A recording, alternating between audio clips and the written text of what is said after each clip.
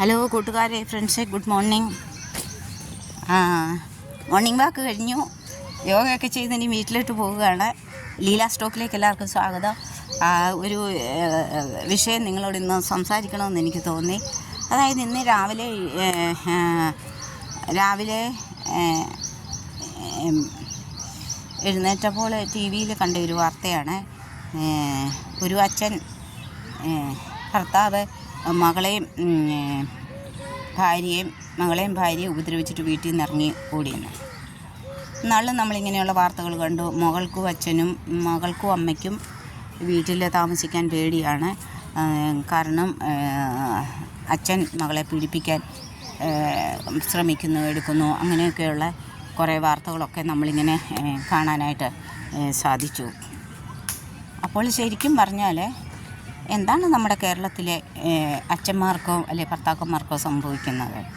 എന്താണ് ഈ കേൾക്കുന്നതും കാണുന്നതും ഒക്കെ? വിദ്യാഭ്യാസത്തിൻ്റെ അങ്ങേയറ്റത്ത് നിൽക്കുന്നെന്ന് പറയുന്ന ഈ മലയാളികളായ, എനിക്ക് തോന്നുന്നു ഇങ്ങനെയുള്ള കാര്യങ്ങളൊന്നും ഇവിടെ നോർത്ത് ഇന്ത്യയിൽ അത്ര ഇതായിട്ട് ഇതിനെ ഭാര്യയും മക്കളെയൊക്കെ ഉപദ്രവിക്കുന്നതായിട്ടുള്ള കൂടുതലായിട്ടുള്ള കാര്യങ്ങളൊന്നും എനിക്ക് തോന്നുന്നില്ലെന്ന് തോന്നുന്നു. ഇത് മൊത്തം നമ്മുടെ പ്രബുദ്ധ കേരളത്തിൽ നിന്നും, വിദ്യാഭ്യാസത്തിൻ്റെ മുന്നിൽ നിൽക്കുന്ന കേരളത്തിൽ നിന്നുമാണ് വരുന്നത്. എന്താണ് ഈ ഭർത്താക്കന്മാരും ഈ അച്ഛന്മാരുമായവരൊക്കെ ചെയ്യുന്നത്? എന്താണ് സ്വന്തം ഭവനത്തിൽ പോലും ഭാര്യയ്ക്കും മക്കൾക്കൊന്നും ഒരു സ്വസ്ഥതയും സമാധാനവും കൊടുക്കാതെ ഇങ്ങനെ ഭർത്താക്കന്മാർ അല്ലെങ്കിൽ അച്ഛന്മാർ ചെയ്യുന്നത്? അവരാർക്ക് വേണ്ടിയിട്ടാണ് ജീവിക്കുന്നത്? എന്താണ് അവരുടെ ഉദ്ദേശം? എന്താണ്? ഒരു സ്ത്രീയെ വിവാഹം ചെയ്താൽ താലി ചാർത്തി അവളെ അപ്പനും അമ്മയിൽ നിന്നും അവളുടെ വീട്ടുകാരിൽ നിന്നും അകലുകയാണ്. പിന്നെ അവൾ കടന്നു ചെല്ലുന്ന ഭവനത്തിലെ ആ ഭർത്താവാണ് അവളുടെ എല്ലാം. അപ്പോൾ ആ ഭർത്താക്കന്മാർ, തുണയാകേണ്ട ഭർത്താക്കന്മാർ, അല്ലെങ്കിൽ അവർക്ക് തൻ്റെ ഭാര്യയ്ക്കും മക്കൾക്കും, ഈ ഭാര്യ ചെല്ലുന്നത് ഒരു മക്കളെയും കൊണ്ടല്ലല്ലോ. വിവാഹം കഴിച്ചു കൊണ്ടുപോകുന്ന സമയത്ത് ഈ ഭാര്യ വീട്ടിൽ ചെന്ന് കയറുന്നത് മക്കളുമായിട്ടല്ലല്ലോ. ആണോ? അല്ലല്ലോ. പിന്നെ ആ ഭർത്താവ് കൊടുക്കുന്ന മക്കളാണല്ലോ അവരുടെ മക്കളെ. ആ മക്കളെയും, സ്വന്തം രക്തമാകുന്ന മക്കളെയും, ജന്മം കൊടുത്ത മക്കളെയും, ആ ജന്മം നൽകിയ അമ്മ ശാരീരികമായ വേദനകളും മാനസികമായ വേദനകളും സഹിച്ച് ജന്മം കൊടുത്തതാരാ? സ്ത്രീകളല്ലേ, അല്ലാതെ ഈ ഭർത്താക്കന്മാരല്ലല്ലോ. ഭാര്യമാരല്ലേ കുഞ്ഞുങ്ങൾക്ക് എല്ലാ വേദനയും സഹിച്ച്, പ്രസവ വേദനയും 9 മാസം വയറ്റി ചുമന്ന് ചെയ്യുന്നതിനെയും അതും ജോലിയൊക്കെ ചെയ്യുന്ന സ്ത്രീകളാണെങ്കിൽ എന്തെല്ലാം മാനസിക ശാരീരിക വേദനകളും ആഹാരം കഴിക്കാതെയും ഒക്കെ ഈ യാതനകളൊക്കെ അനുഭവിച്ചത് ഭാര്യയാണോ ഭർത്താവാണോ? ഭാര്യയാണല്ലോ. ഭാര്യ അനുഭവിച്ചത് ഈ ഭർത്താവ് കൊടുത്ത കുഞ്ഞുങ്ങളെ പ്രസവിക്കാൻ വേണ്ടിയിട്ടല്ലേ. ആ ഭർത്താക്കന്മാർ ഇന്ന് എന്താണ് ചെയ്യുന്നത് ഭാര്യമാരോടും കുഞ്ഞുങ്ങളോടും? അവരുടെ സ്വന്തം ആരാണ് അവരുടെ സ്വന്തം? കുടുംബത്തിലെ കുടുംബനാഥന്മാരെന്ന് പറയുന്ന ഭർത്താക്കന്മാർ. അവരുടെ ഉത്തരവാദിത്വം എന്താണ്? അവരുടെ കടമ എന്താണ് അവരുടെ ഉടമ? താൻ ചേർത്ത് നിർത്തിയ, തൻ്റെ ജീവിതത്തിലേക്ക് ചേർത്ത ഭാര്യയെയും താൻ ജന്മം കൊടുത്ത സ്വന്തം രക്തമാകുന്ന കുഞ്ഞുങ്ങളെയും ചേർത്ത് പിടിക്കുകയും അവർക്ക് വേണ്ടിയിട്ട് അധ്വാനിക്കുകയും അവരിൽ നിന്ന് എന്തെങ്കിലും ഒരു തെറ്റുകളും കാര്യങ്ങളും ഉണ്ടായാലും അവരോട് ക്ഷമിച്ച് അവരെ ചേർത്ത് നിർത്തി കുടുംബം മുന്നോട്ട് കൊണ്ടുപോകേണ്ടുന്നത് ആരുടെ ഉത്തരവാദിത്തമാണ്? ഒരു ഭർത്താവിൻ്റെയോ ഒരു അച്ഛൻ്റെയോ കടമയല്ലേ? എന്നിട്ട് എന്താണ് നടക്കുന്നത്? എന്താണ് നമ്മുടെ ഈ കേരളത്തിൽ നടക്കുന്നത്? എനിക്ക് തോന്നുന്നു ഈ കേരളത്തിൽ മാത്രമേ ഉള്ളൂ ഇങ്ങനത്തെ ഭർത്താക്കന്മാരും അച്ഛന്മാരും ഒക്കെ ചെയ്യുന്നത്. ഈ നോർത്ത് ഇന്ത്യയിലൊന്നും ഇത്രയും ക്രൂരമായിട്ടുള്ള കാര്യങ്ങളൊന്നും നമ്മൾ കാണാറില്ല. അവരെ നമുക്ക് കണ്ടാൽ നമുക്ക് ഇത് വരും. ഈ അവരുടെ ഭാര്യമാരെയൊക്കെ അവർ എന്തുമാത്രം, ഒറ്റപ്പെട്ട സംഭവങ്ങളില്ലെന്നല്ല ഞാൻ പറയുന്നത്, പക്ഷേ അവരുടെ ഭാര്യമാരെയൊക്കെ അവർ ജോലിക്ക് പോകാത്ത എത്രയോ പേരുണ്ട്. ആ ഭർത്താക്കന്മാർ കഷ്ടപ്പെട്ടു എല്ലാം അന്വേഷിച്ചും എടുത്തും വീട്ടിൽ വേണ്ടുന്ന സാധനങ്ങളും എല്ലാം മേടിച്ചും പിറക്കി അവരൊക്കെ പോകുന്നത് കണ്ടാൽ നമുക്ക് ഭയങ്കരമായിട്ടൊരു ഫീലിങ്സ് നമ്മുടെ ഉള്ളിലുണ്ടാകും. ആ സ്ഥാനത്ത് നമ്മുടെ മലയാളത്തിലുള്ള, നമ്മുടെ കേരളത്തിലുള്ള പല ഭർത്താക്കന്മാരും പല അച്ഛന്മാരും ഇന്ന് എന്താണ് ചെയ്യുന്നത്? ഇന്ന് ഈ വാർത്ത രാവിലെ കണ്ടു. ഇന്നാളിലും ഇങ്ങനെയുള്ള വാർത്തകൾ കണ്ടതുകൊണ്ടാണ് ഇങ്ങനെ ഒരു വീഡിയോ ചെയ്യണമെന്ന് എനിക്ക് തോന്നിയത്, ഈ വിഷയത്തെപ്പറ്റി സംസാരിക്കണമെന്ന് തോന്നിയത്. എന്താണ് ഇവരുടെ ഉദ്ദേശം? എന്താണ് ഇവർ പ്രവർത്തിക്കുന്നത്? ഇവരുടെ ഉത്തരവാദിത്വം എന്താണ്? ഇവരുടെ കടമ എന്താണ്? എങ്ങനെയെങ്കിലും ഇവർക്ക് അങ്ങ് ജീവിച്ച് ഇവർക്ക് ജീവിതം തീർത്താൽ മതിയോ? ഇവർ ജന്മം കൊടുത്ത മക്കൾക്ക് വേണ്ടിയിട്ട് അവർ എന്താണ് ചെയ്യുന്നത്? അവർക്ക് വേണ്ടിയിട്ട് എന്താണ് പ്രവർത്തിക്കുന്നത്? ഒരു അച്ഛൻ്റെ കടമ അല്ലെങ്കിൽ ഒരു ഭർത്താവ് എന്നുള്ള ആളിൻ്റെ കടമ, ഉത്തരവാദിത്വം അത് വിലയേറിയതാണ്, ഒരു കൂടുതലാണ്. ഇന്ന് കാണുന്നത് എന്താണെന്ന് വെച്ചാൽ ഒരു ഉത്തരവാദിത്വമില്ലാത്ത കുറേ അച്ഛന്മാർ, ഒരു ഉത്തരവാദിത്വമില്ലാത്ത കുറേ ഭർത്താക്കന്മാർ. അവർ മക്കളെങ്ങനെയും ജീവിച്ചോ, ഭാര്യ എങ്ങനെയും ജീവിച്ചോ, സ്വന്തം സുഖവും ജീവിതവും മാത്രം നോക്കി പോകുന്ന കുറേ ഭർത്താക്കന്മാരും കുറേ അച്ഛന്മാരും ഉണ്ട്. അവരെയൊക്കെ ഓർത്ത് പറയാൻ തന്നെ എൻ്റെ മനസ്സിൽ എൻ്റെ കയ്യിൽ വാക്കുകളില്ല.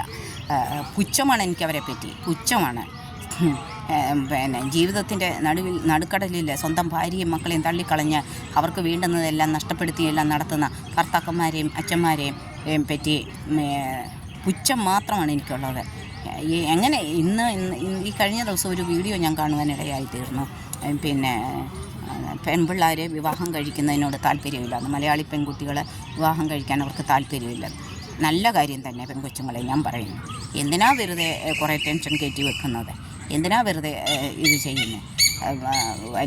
അന്യ വീട്ടിൽ കുറേ ആൾക്കാർ കൂടി കുറേ വിവാഹം നടത്തി പെണ്ണിൻ്റെ സ്ത്രീധനവും കാര്യങ്ങളും സ്വർണ്ണവും എല്ലാം മേടിച്ചിട്ട് പിന്നെ അതെല്ലാം അടിച്ചു മാറ്റിയിട്ട് പിന്നെ അവളെ വെറും കഷ്ടത്തിലേക്ക് തള്ളിവിടുന്ന കുറേ ഭർത്താക്കന്മാർ, പിന്നെ അവൻ കൊടുക്കുന്ന കുറേ മക്കളെയും ചുമന്നുകൊണ്ട് അവർക്ക് ഒരു സ്ഥാനം എത്തിക്കാനുള്ള വേദനകളും ചുമന്നുകൊണ്ട് നടക്കുന്ന അതിന് പരം എന്തിനാണ് വിവാഹം കഴിക്കുന്നത്? ഒരു ജോലി ഉണ്ടെങ്കിൽ ഒറ്റയ്ക്ക് ജീവിക്കുന്നത് തന്നെയാണ് നല്ലത്. ഒറ്റയ്ക്ക് ജീവിച്ചവരൊക്കെ എത്രയോ പേരുണ്ട്, ഒറ്റയ്ക്ക് ജീവിക്കുന്ന എത്രയോ പേരുണ്ട്.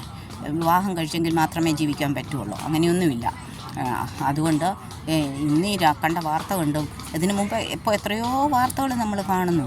ഇങ്ങനെ പിന്നെ പ്രായമുള്ള തന്ത മോളെ പീഡിപ്പിക്കുന്നു, സ്വന്തം മോളെ പീഡിപ്പിക്കുന്നു, എടുക്കുന്നു. ഇത് എന്തുമാണ് ഈ നടക്കുന്നത്?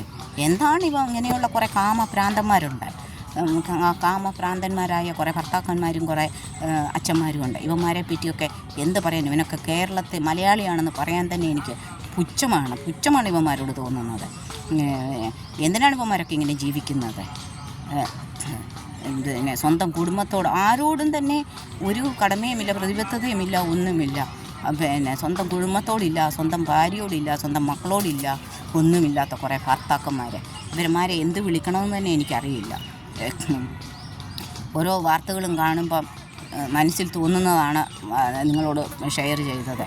അതുകൊണ്ട് പെൺകുട്ടികൾ വിവാഹം കഴിക്കണമെന്ന് ഞാൻ ഇനി ഒരിക്കലും പറയത്തില്ല. കാരണം എന്നാന്ന് ചോദിച്ചാൽ നമ്മുടെ ചുറ്റിലും കാണുന്ന നമുക്ക് ലഭിക്കുന്ന അനുഭവങ്ങളും വെച്ച് നോക്കുമ്പോൾ എന്തിനാ വെറുതെ കുറേ വേദനകൾ സഹിച്ച്, ശാരീരിക മാനസിക വേദനകൾ സഹിച്ച് കുറേ കൂടെ നിന്ന് ഒരു സ്വസ്ഥതയും സമാധാനവും ലഭിക്കാത്ത ജീവിതത്തിൽ എന്തിനാ അങ്ങനെ കഴിയുന്നത്? അതിലും ഭേദം ഒറ്റയ്ക്ക് ജീവിക്കുക. ഒറ്റയ്ക്ക് ഇത് ആരെങ്കിലുമൊക്കെ കാണും. ഇന്ന് എല്ലാവരും തന്നെയാണ് വരുന്നത്, എല്ലാവരും തന്നെയാണ് ലോകത്തിൽ നിന്ന് പോകുന്നത്. ഒരു കുടുംബം എന്ന് പറയുന്നത് എന്താണ്? അല്ലെങ്കിൽ ഒരു വിവാഹം നടത്തുന്നത് എന്തിനാണ്? അത്രയും നാളും വളർന്ന മാതാപിതാക്കളെ സഹോദരങ്ങളെ തണലിൽ കഴിഞ്ഞ പെണ്ണിനെ വേറൊരു കുടുംബത്തിൽ വേറൊരുത്തൻ്റെ കയ്യിൽ ഏൽപ്പിക്കുന്നത് ആ മാതാപിതാക്കളും സഹോദരങ്ങളും എന്തോരം ഇതാണ് ഉത്തരവാദിത്വം. അവൻ സർവ്വ ഉത്തരവാദിത്വം അവനാണ്. പിന്നെ അവരുടെ മാതാവും പിതാവും സഹോദരങ്ങളും എല്ലാമായി ആ പെണ്ണിനെ കാണുന്നു, അവളെ ചേർത്ത് നിർത്തുന്നത്, അവളെ കൂട്ടിച്ചേർത്ത് അവിടെ സ്ഥാനത്തെ ഇന്ന് എന്താണ് കാണുന്നത്? എന്താണ് ഈ ദിവസം പ്രതി നമ്മൾ കാണുന്നതും കേൾക്കുന്നതും ഒക്കെ? ഇവന്മാരൊക്കെ ആർക്ക് വേണ്ടി ജീവിച്ചു? എന്തിനു വേണ്ടി ജീവിക്കുന്നു? എന്തോ ആണ് ഇവന്മാർക്കൊക്കെ ഉള്ള ഉത്തരവാദിത്വം കടമ നിറവേറ്റുന്നത്? വെറുതെ കുറേ ജീവിച്ചു, വെറുതെ കുറേ ഇത് ചെയ്തു വല്ല പെൺപിള്ളാരുടെയും ജീവിതം തുലച്ചിട്ട് അവനവൻ്റെയൊക്കെ പാട്ടിന് പോകുന്ന, അവനവൻ്റെയൊക്കെ സുഖമാക്കി മാത്രം നോക്കി പോകുന്ന ഇവന്മാരെ പറ്റി എന്ത് പറയാൻ? കൂട്ടുകാരെ, എനിക്ക് നിങ്ങളോട് പറയാനുള്ളത് ഇത് മാത്രമാണ്. ഇങ്ങനെയുള്ള ആൾക്കാരിൽ നിന്നും രക്ഷപ്പെടുവാൻ നോക്കുക, അത്രയേ ഉള്ളൂ. എല്ലാവർക്കും നല്ലൊരു ദിവസം ആശംസിക്കുന്നു.